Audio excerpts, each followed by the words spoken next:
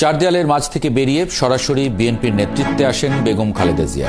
বিএনপির মতো বড় দলের অভিযাত্রায় জেল, জুলুম, চিকিৎসাহীনতা সহ্য করে তিনি আপসহীন নেত্রীর তকমা পেয়েছেন। এখন আমরা জানব বেগম খালেদা জিয়ার আপসহীন হয়ে ওঠার পথ পরিক্রমা। জানাচ্ছেন সাজিদ। 1981 সালের 30 মে বিএনপির প্রতিষ্ঠাতা এবং তৎকালীন রাষ্ট্রপতি জিয়াউর রহমান শহীদ হন এক সামরিক অভ্যুত্থানে। তার মৃত্যুতে দলটি নেতৃত্ব শূন্য হয়ে পড়েছিল এবং দলের ভবিষ্যৎ নিয়ে অনেক অনিশ্চয়তা সৃষ্টি হয়।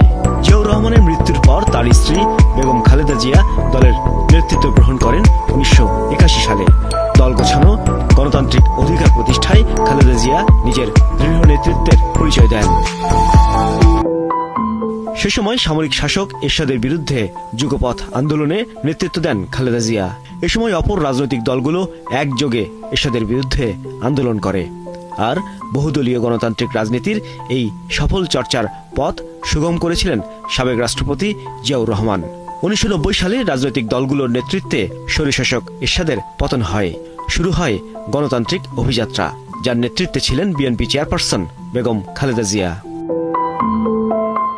1991 সালের জাতীয় সংসদ নির্বাচনে বিএনপি খালেদা জিয়ার নেতৃত্বে বিজয়ী হয় এবং তিনি বাংলাদেশের প্রথম মহিলা প্রধানমন্ত্রী হিসেবে শপথ নেন। খালেদা জিয়ার নেতৃত্বের কারণে আপসহীন নেত্রী হিসেবে রাজনৈতিক ইতিহাস বর্ণনা করেন বিএনপির নেতা ও বিশ্লেষকরা।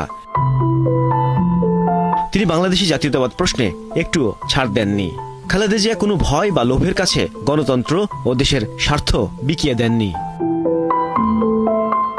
শত বাধার পরেও তিনি মাতৃভূমি বাংলাদেশ ছেড়ে যাননি, অথবা পর্দার অন্তরালে খালেদা জিয়া কোনো ষড়যন্ত্রের কাছে নিজের মাথা নত করেননি।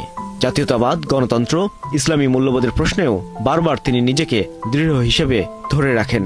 খালেদা জিয়া জেলে গেলেও কোনো আপোষ করে তিনি কারামুক্তি হননি। নিজের স্বাস্থ্যগত দিক, সন্তান, কারো দিকে না তাকিয়ে দল, দেশ, দেশের মানুষ ও গণতন্ত্রের প্রশ্নে ছিলেন উচ্চকিত। বাংলাদেশের গণতন্ত্রের প্রশ্নে দেশের প্রথম নারী প্রধানমন্ত্রী তাই পেয়েছেন আপসহীন তকমা। বিগত হাসিনা রিজিমেও তিনি কোনো লোভ বা ভয়ের কাছে মাথা নত না করে নিজের জীবন বিপন্ন করে আরেকবার প্রমাণ করেছেন তিনি বাংলাদেশের আপসহীন নেত্রী।